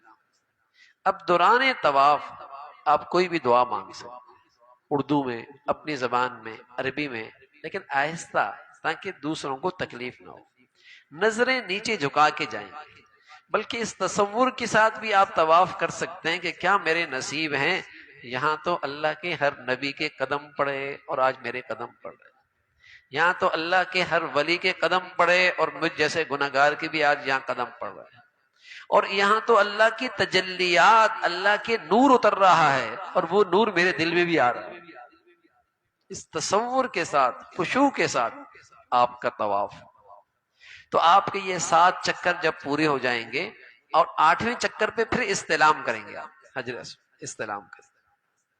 اور استلام کرنے کے بعد جو آپ نے کندھا خالی کیا تھا اس کو آپ ڈھانپ لیں گے. پھر آپ ملتزم کے قریب جا کر دعا مانگ لیں گے. مقام ابراہیمی پر قریب کہیں بھی آپ 2 رکعت نفل پڑھ لیں. یہ نفل یہ شکرانے کے ہوں گے کہ اللہ نے آپ کو عمرے کے طواف کی توفیق نصیب فرمائی. پھر آپ زمزم پی لیں گے. زمزم پینے کے بعد آپ صفا کی پہاڑی پہ تشریف لے جائیں گے اور وہاں سے بیت اللہ نظر آ رہا ہو یا بیت اللہ کا رخ کر لیں اور وہاں کھڑے ہو کر دعا کریں، کھڑے ہو کے دعا کریں. اب آپ صفا سے مروہ کی طرف دوڑیں گے، چلیں گے. درمیان میں ایک پٹی آتی ہے اور وہاں لائٹ لگی ہوئی ہے، وہاں آپ دوڑیں گے. یہاں حضرت ہاجرہ دوڑی تھی اور اللہ کو وہ دوڑ اتنی پسند آئی کہ کسی حاجی کا عمرہ اور حج قبول نہیں کروں گا جب تک کہ اس خاتون کی نقل نہیں ہوتا رہی. سبحان اللہ. تو وہ جگہ ہے وہاں دوڑ لگائیں گے، عورتیں نہیں مرد دوڑ لگائیں گے. مروہ پہ جائیں گے، پھر بیت اللہ کی طرف رخ کر کے دعا کریں گے. مروہ پہ آپ کا 1 چکر، پھر صفا پہ 2، کرتے کرتے آپ کا 7واں چکر پورا ہوگا مروہ پہ. 1 چکر پورا ہوگا مروہ پہ، دوسرا چکر پورا ہوگا صفا پہ. یعنی یہ نہیں کہ دونوں کو ملا کر 1 چکر، 14 ہو جائیں گے. پھر تو 7 چکر، آخری چکر آپ کا مروہ پہ ہوگا اور وہاں کھڑے ہو کر آپ دعا کر سکتے ہیں.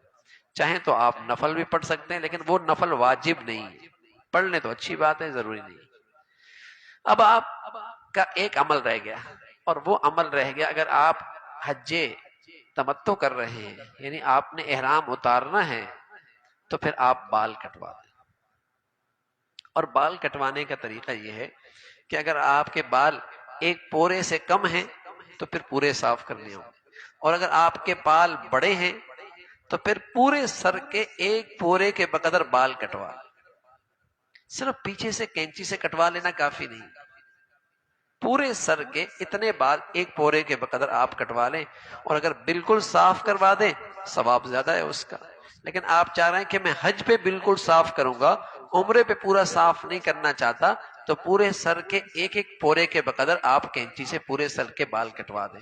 اور عورتیں بھی اسی طریقے سے کریں کہ اپنے سر کے بال چاروں طرف نکالیں، آگے کی طرف بھی، پیچھے کی طرف بھی، دائیں بھی بائیں بھی، اور سب سے 1 پورا کاٹ لیں. تو اس سے ان کے پورے سر کے چوتھائی حصے کے بال کٹ جائیں. جب آپ نے یہ عمل کر لیا اب آپ پر احرام کی پابندیاں ختم ہوں اور آپ نارمل قسم کے لباس پہن لیں. اور لباس پہننے کے بعد زیادہ وقت اب آپ عبادت میں گزاریں، جتنا ممکن ہو آپ کے لیے آسانی کے ساتھ بیت اللہ میں حاضری اور بیت اللہ میں آ کے اعتکاف کرنا اور بیت اللہ میں آ کے بیٹھ کے ذکر و اذکار کرنا اور تلاوت میں مشغول رکھنا، یہ سب سے اچھی بات ہوگی. ابھی آپ کا بہت بڑا عمل باقی حج. یہ گویا کہ آپ حج کی اب تیاری کر رہے ہیں اپنے اعمال کے ذریعے، عبادات کے ذریعے.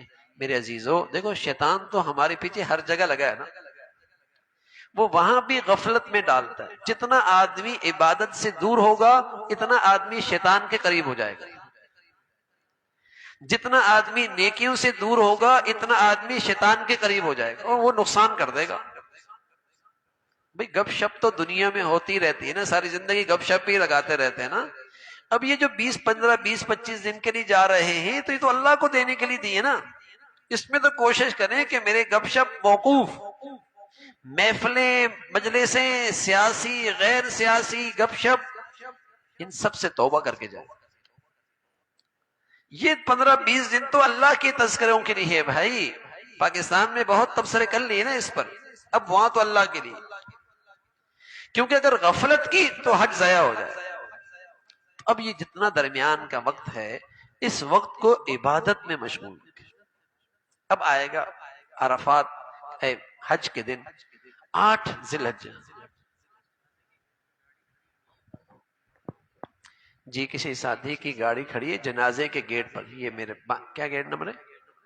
گیٹ نمبر 3 پر کسی ساتھی کی گاڑی کھڑی ہے. وہ اپنی گاڑی وہاں سے ہٹا لے کیونکہ جنازہ ہے تو اس لیے وہ ذرا تاکہ ان کو تکلیف نہ ہو.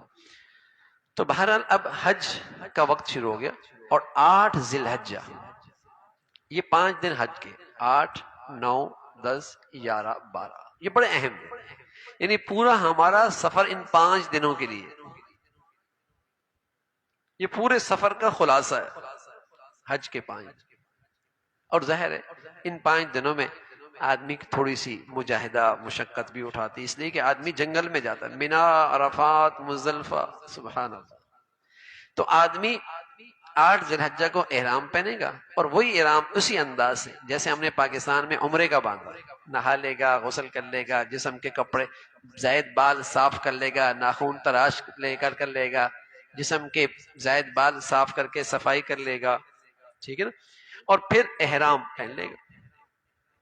احرام پہننے کے بعد آج ہمارا ایک کام ہے بس کہ مینا میں جا کر ہم نے 5 نمازیں پڑھنی، ظہر، عصر، مغرب، عشاء، فجر. یہ ہمارا ایک کام ہے. احرام پہن کے ہمیں مینا جانا ہے کہ وہاں جا کر 5 نمازیں پڑھنی. سبحان اللہ. اور کوئی کام نہیں ہے. یہ 5 نمازیں حرم میں پڑھ لیں. فرمایا نا میاں آج ثواب زیادہ میدان میں پڑھنے کا ہے، حرم میں پڑھنے کا نہیں ہے، جہاں ایک رکعت کتنا، ایک نماز کتنا ثواب ملتا ہے؟ 1 لاکھ. لیکن آج کا نہیں، آج جنگل میں پڑھنا ہے، آج حرم میں نہیں پڑھنا. تو یہ بات سمجھائی کہ دین نام ہے اللہ کے حکم پورا کرنے کا، اپنی خواہشات پہ چلنے کا نام دین نہیں ہے. دین نام ہے اللہ کا حکم پورا کرنے کا، خواہشات پورا کرنے کا نام دین نہیں ہے. جب اللہ کا حکم تھا تو 1 نماز 1 لاکھ کے بقدر حرم میں. اب اللہ کا حکم مینا میں ہے تو اب سارا ثواب مینا میں ملے گا، اب حرم میں نہیں ملے گا. اب 5 نمازیں وہاں پڑھنی ہیں اور وہاں بھی مینا میں جا کر بھی تلاوت، ذکر و اذکار، ساتھیوں کی خدمت، ساتھیوں کا خیال رکھنا، یہ رہے. کیونکہ 5 نمازیں باقی کچھ بھی نہیں ہے. تو تلاوت، آدمی اعمال میں مشغول رہے، لبیک لبیک لبیک کثرت سے پڑھتا رہے.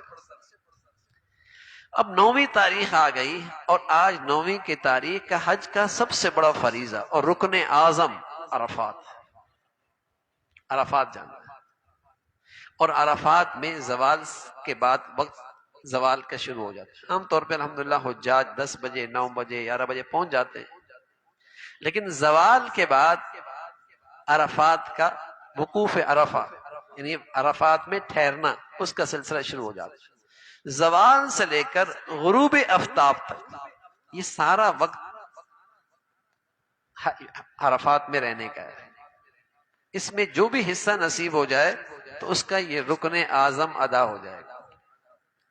اب اس میں عبادت کیا ہے؟ اس میں اللہ کے نبی صلی اللہ علیہ وسلم کا سب سے بڑی عبادت دعا ہے. آپ نے یہاں 5 گھنٹے دعا کی. دعا لگا رہے، بیٹھ کے کر لے، کھڑا ہو کے کر لے، دھوپ پہ کر لے، سائے پہ کر لے، چھتری لے لے، نیم کے درخت کے نیچے کھڑا ہو جائے، دعا کرتا رہے. تو یہ عمل وہاں کا سب سے بڑا ہے. اور سب سے بڑی دعا میں جو اہم رکن ہوتا ہے اور دعا کا جو سب سے اہم جز ہوتا ہے وہ ہے اللہ تعالیٰ سے سچی معافی. اللہ تعالیٰ سے سچی معافی. یہ اللہ کی طرف سے آج بخشش کے فیصلے ہونے ہیں، اور یہ جتنا زور لگائے گا، جتنی سے دل کی سچائی سے اللہ تعالیٰ سے معافی مانگے گا، کام ہو جائے گا. تو عرفات کا اسے سب سے بڑا عمل ہے. پھر یہاں نماز پڑھنی ہے، ظہر کے ٹائم ظہر، عصر کے ٹائم عصر. اور اگر ہاں وہاں جو مسجد ہے، جو امام حج ہے، ادھر اگر کسی کو نماز نصیب ہو جائے تو وہاں ظہر عصر اکٹھے بھی کر سکتا ہے. لیکن ظاہر ہے وہاں پہنچنا ہر آدمی کے لیے آسان نہیں ہے، بہت مشقت اور تکلیف ہوگی. تو اپنی جگہ پر نماز ظہر کے ٹائم ظہر، عصر کے ٹائم عصر پڑھ لے گا. اور پھر غروب آفتاب کے بعد یہ مزدلفہ چلے جائیں گے. اور غروب آفتاب میں آپ مغرب عرفات میں نہیں پڑھیں گے، یہ آپ پڑھیں گے مزدلفہ میں عشاء کے ساتھ ملا کر. ایک اذان دو اقامت، ایک اذان دو اقامت کے ساتھ آپ وہاں مغرب پہلے پڑھیں گے، پھر اس کے بعد عشاء پڑھ لیں گے. ٹھیک ہے. اور پھر اس کے بعد اگر چاہیں تو مغرب کی سنتیں پڑھ لیں، عشاء کی سنتیں، اور وتر پڑھ لیں. پھر رات کو آپ آرام بھی کر سکتے ہیں، اور آرام تھوڑا کر لینا چاہیے. پھر آپ آرام کر لیں بے شک رات بھر، اور رات پہ آخری حصے میں تہجد کے لیے اٹھ جائیں، اور اس وقت خوب اللہ سے مانگے، خوب اللہ سے مانگے.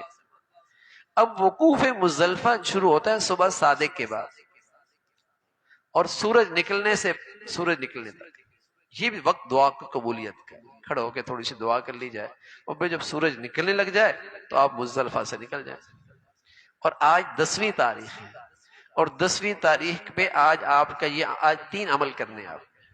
سب سے پہلے آپ نے جمرات کرنی ہے، یعنی ایک چھوٹا پتھر، ایک پتھر ہوتا ہے اس کو جمرہ کہتے ہیں. چھوٹا، پھر درمیانہ، پھر بڑا، سب سے آخر میں بڑا ہوتا ہے. تو اس شیطان کو آج کنکریاں مارنی، اور کنکریاں آپ نے ساری کی ساری مزدلفہ سے اٹھانی. تیسری، شیطان کو آج آپ نے 7 کنکریاں مارنی ہے، اور ہر کنکری مارتی ہوئی بسم اللہ اللہ اکبر کہہ کر اس کو مارے. اور جب 7 کنکری ماریں گے تو پھر بغیر دعا کیے اب وہاں سے چلیں گے. آج کا پہلا عمل جمرات کا، ایک جمرے کو کنکریاں مارنا ہے. دوسرا عمل یہ ہے کہ آج آپ نے قربانی کرنی ہے. اور پھر تیسرا عمل یہ ہے کہ آپ نے سر کے بال منڈوانے. یہ 3 کام آپ کے ہو جائیں گے. آپ نے جمرہ کرنا 10ویں تاریخ، آپ نے ایک شیطان کو کنکریاں مارنی ہے، دوسری قربانی کرنی ہے. جب آپ قربانی کر لیں گے تو ظاہر ہے بال کٹوا دیں گے، نہا لیں گے، غسل کر لیں گے، کپڑے پہن لیں گے، پابندیاں ختم ہو جائیں گی احرام کی. اور یہیں تک جب احرام ختم ہوا تو لبیک بھی ختم ہو گیا. اس سے پہلے جب تک آپ احرام میں ہیں، سب سے افضل ذکر لبیک اللہم لبیک والا، سب سے افضل ترین ذکر. باقی سارے اذکار دنیا کے ہر خطے میں کیے جا سکتے ہیں اور اذکار ہو جاتے ہیں، لیکن لبیک والا جو ذکر ہے سبحان اللہ وہ انہی دنوں کے اندر مخصوص ہے اور سب سے افضل ذکر ہے وہ. اب 10ویں تاریخ کو اب آپ کی مرضی ہے، کپڑے پہن کر رات کو آپ طواف زیارت کر لیں تب بھی ٹھیک ہے، ورنہ آج کے بجائے 11 کو کر لیں تب بھی ٹھیک ہے. 12 کو بھی طواف زیارت کر سکتے ہیں، کرنا چاہیں کر سکتے ہیں. وہ آپ کے ساتھی آپ کے رہنمائی کریں گے. ماشاءاللہ ان حضرات کو تجربہ ہوتا ہے کہ کس ٹائم طواف زیارت میں رش کم ہوتا ہے، سہولت زیادہ ہوتی ہے، ساتھیوں کو تکلیف کم سے کم ہوتی ہے، تو وہ پھر آپ کی وہ رہنمائی بھی کرتے رہتے ہیں. اور الحمدللہ یہ فریضہ بھی پھر طواف زیارت کے بھی ادا ہو جاتا ہے. اب 10ویں کے بعد 11ویں کا دن، اور 11ویں تاریخ کو صبح زوال کے بعد آج ہم نے رمی کرنی ہے. اور وہ رمی تینوں شیطانوں کو کرنی ہے. پہلے کریں گے 7 کنکریاں، پھر دعا کریں گے، پھر دوسرے کو ماریں گے 7 کنکریاں، پھر دعا کریں گے، پھر تیسرے کو ماریں گے 7 کنکریاں، دعا کیے بغیر آگے چلیں. 11ویں ہو گئی. اب 12ویں تاریخ کو بھی ایسی ہم نے صبح زوال کے بعد جو ہے وہ اسی طریقے سے ہم نے تینوں کو کنکریاں مارنی ہے. پہلے کو ماریں گے، دعا کریں گے، دوسرے کو ماریں گے، تیسرے کو ماریں گے، بغیر دعا کے آگے نکل جائیں. تو کنکریاں مارنے کے بعد ہم زیادہ سے زیادہ وقت ہم کوشش کریں گے مینا میں گزاریں گے. 10 بھی، 11 بھی، 12 بھی، زیادہ سے زیادہ وقت ہماری کوشش ہوگی ہم مینا میں گزاریں گے. البتہ ہم 10ویں کی رات کو بھی، 11ویں کو بھی، 12ویں کو بھی کسی وقت بھی ہم طواف زیارت کر سکتے ہیں. اور طواف زیارت کے ساتھ ساتھ ہم حج کی سعی بھی کر لیں گے. حج کی سعی بھی کر لیں گے، اور حج کی سعی اور طواف زیارت کرنے کے بعد وہ ہے کہ ہمارا حج پورا ہو جائے گا۔ اور وہ جو ایک پابندی رہتی تھی ازواجی زندگی کی، جو احرام کے اتارنے کے بعد بھی پابندی باقی رہتی ہے، جب تک کہ طواف زیارت نہ کرے، ازواجی رشتے کی جو پابندی ہے وہ احرام کے اتارنے کے بعد بھی باقی رہتی ہے جب تک کہ طواف زیارت نہ کرے، وہ پابندی بھی ختم ہو جائے۔ تو طواف بھی کر لیا، سعی بھی حج کی کر لی، تو الحمدللہ یہ حج مکمل ہو گیا۔ اور پھر آپ جتنا وقت وہاں گزارتے ہیں، زیادہ وقت حرم کے قریب، حرم کے اندر، اور حرم میں جسے کہیں کہ عبادات کا اہتمام، اور پھر آپ نے یقیناً یا تو پہلے آپ مسجد نبوی تشریف لے جائیں گے اور یا سلام کے لیے، یا بعد میں جائیں گے۔ اگر آپ بعد میں جائیں گے تو پھر ظاہر ہے آپ وہاں جب تشریف لے کے جائیں تو آپ یہ کوشش فرمائیں کہ اس پورے سفر میں جو آپ زیارت مدینہ کا یہ سفر ہے، آپ کی زندگی سنت کے مطابق ڈھل جائے۔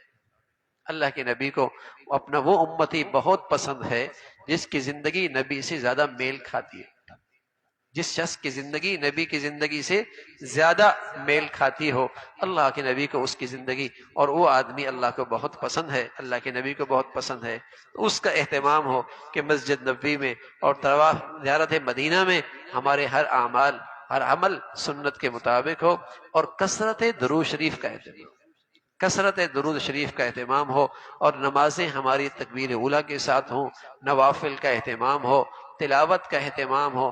وہاں وقت مخصوص ہونے لگے ہیں اب، اس میں ریاض الجنہ میں جانے کی بھی، اور جسے کہیں کہ سلام کہنے کی بھی، تو جب بھی سلام کا موقع ملے تو وہاں سلام کرنے کے لیے جب جائیں تو بہت عاجزی کے ساتھ، دل میں بھی عاجزی ہو کہ اللہ کے نبی کی محبت لے کر اور آپ کی شفقت لے کر اور آپ کے جو احسانات ہیں اس کا تصور لے کر، اور جسمانی لحاظ سے بھی عاجزی کے ساتھ اور خاموشی کے ساتھ آپ روزہ رسول پہ تشریف لے کے جائیں، اور حضور علیہ الصلوۃ والسلام کے روزے کی طرف رخ کر کے آپ کہیں الصلاۃ والسلام علیک یا رسول اللہ، الصلاۃ والسلام علیک یا نبی اللہ، الصلاۃ والسلام علیک یا حبیب اللہ، الصلاۃ والسلام علیک یا خیر البشر۔ جو آپ کو کلمات آسانی سے آتے ہیں ان الفاظ سے آپ اپنے پیارے نبی پر صلاۃ و سلام کہہ سکیں۔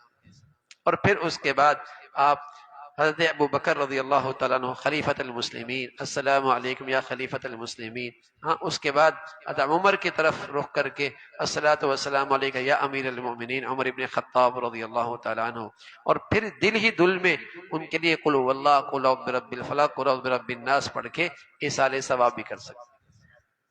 تو اس طریقے سے آپ کی یہ حاضری روزہ رسول پر بھی ہو جائے گی، اور جب آپ کو موقع ملے تو وہاں قریب میں بقیع ہے، قبرستان ہے، وہاں بھی بڑے بڑے اولیاء اللہ اور ولی اللہ اور محدثین اور فقہا نیک لوگ وہاں پڑے ہیں، ان کے لیے بھی وہاں جا کر ایصال ثواب کرنی چاہیے۔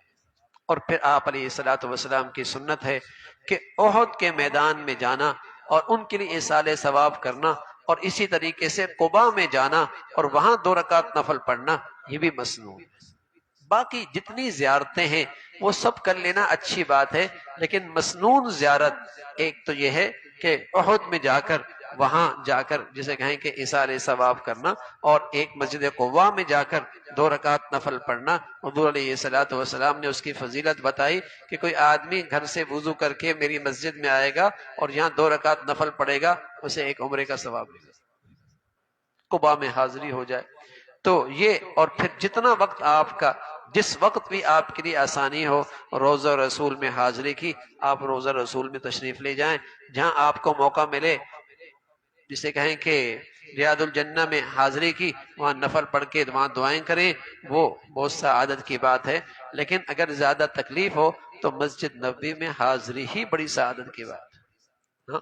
اور وہاں خوب اہتمام سے اپنی نمازوں میں خشوع پیدا کریں، اپنی تلاوت میں خشوع پیدا کریں، اور اپنی دعاؤں میں جان پیدا کریں، تاکہ جب وہاں سے اپنے ملک میں اور اپنے علاقوں میں واپس آئیں تو ایک روحانیت لے کے آئیں، اور اپنے نبی سے تعلق اور محبت لے کے آئیں، اور نبی کی زندگی کی عظمت اور اہمیت لے کے آ جائیں، تو پھر مزہ ہے آپ کی زندگی کا۔ تو اللہ رب العزت ہم سب کا اور آپ تمام حضرات اور حاضرات کا یہ سفر اپنی بارگاہ میں قبول فرمائے، اور قبولیت والا یہ سفر آپ حضرات کو اللہ تعالیٰ نصیب فرمائے۔ وآخر دعوانا ان الحمد للہ رب العالمین۔ اللهم لك الحمد كله ولك الشكر كله. اللهم أعنا على ذكرك وشكرك وحسن عبادتك. اللهم أعنا على ذکرک و شکرک و حسن عبادتک. یا ارحم الراحمین، جو کچھ کہا سنا عمل کی توفیق نصیب فرما. ایمان والی، عافیت والی، صحت والی زندگی عطا فرما. یا ارحم الراحمین، یہ حاضرین حاضرات جو تیرے برگاہ میں حاضری کے لیے اے اللہ ان کا انتخاب اور ان کو یہ سعادت مل رہی، ان کا یہ سفر خوب قبول فرما، اور یہ سفر قبولیت والا عطا فرما، آسانی والا عطا فرما، سہولت والا عطا فرما، تقوی والا عطا فرما، اعلیٰ اخلاق والا عطا فرما. اے اللہ یہ سفر ان سب کی پوری زندگی کی بدلنے کا ذریعہ بنا، اور اپنی سچی محبت، اپنے رسول کی سچی محبت میں اضافے کا ذریعہ بنا. اے اللہ دینی ایمانی زندگی میں اسے ترقی کا باعث بنا. یا ارحم الراحمین، جیسے آپ چاہتے ہیں، جن کیفیات کے ساتھ اور جن صفات کے ساتھ اپنے دربار میں حاضری آپ کو پسند ہے، سبھی کو وہ صفات اور وہ اعمال اور وہ کیفیات نصیب فرما. یا ارحم الراحمین، ہر قسم کی خطاؤں سے، گناہوں سے، غفلتوں سے اس سفر میں اور زندگی بھر محفوظ فرما. یا ارحم الراحمین، اپنے فضل سے ہر قسم کی برائی سے اور ہر قسم کی آزمائش سے اور ہر قسم کی تکالیف، ہر قسم کی آزمائشوں سے اے اللہ اپنے فضل سے محفوظ فرما. حادثات، سانحات، موذی اور دیر پا بیماریوں سے محفوظ فرما. یا ارحم الراحمین، یہ حج پوری امت مسلمہ کے لیے رحمت کا باعث بنا، برکتوں کا باعث بنا، مسلمانوں کی سربلندی کا ذریعہ بنا، اہل اسلام میں دین ایمان کی فضاؤں کو عام ہونے کا ذریعہ بنا، اور اہل اسلام کو باہمی محبت اور اتفاق کا ذریعہ بنا. یا ارحم الراحمین، حرمین شریفین کی حفاظت فرما، اس کی عظمت، اس کی محبت، عقیدت میں اور اضافہ فرما. اے مولا کریم، پوری امت مسلمہ کو ہر قسم کے ظاہری باطنی فتنوں سے محفوظ فرما. اہل اسلام کو نیک صالح قیادت نصیب فرما. دنیا بھر کے مظلوم مسلمانوں کی اے مولا کریم مدد اور نصرت فرما. ربنا تقبل منا انك انت السميع العليم وتب علينا انك انت التواب الرحيم. وصلى الله على سيدنا محمد وعلى آله واصحابه اجمعين برحمتك.